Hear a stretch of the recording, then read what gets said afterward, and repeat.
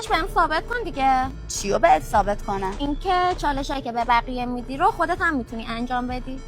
اگه بهت ثابت کنم که میتونم انجام بدم چی میشه؟ غذا رو ازت نمیگیرم.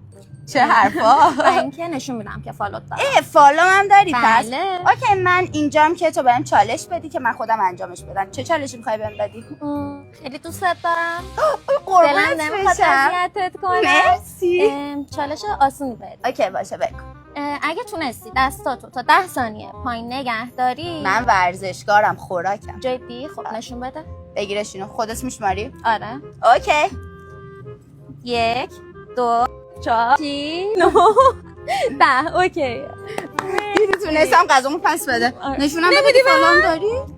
چرا اگه نشون بدی فالو داری من غذا رو بهت میدم. اینم فالو. مرسی که فالوم داری. این خیلی شکلت وقت فالوت دارم عزیزم. حالا درسته تو غذا رو نمیخواستی ولی خب و اینکه شرایط روحی خیلی داغونی داشتم و اینکه دیدمت واقعا حالم خوب شد. احتیاج داشتم به حالت بشم. نشون بیبردار میدی که فالوم داری؟ بله.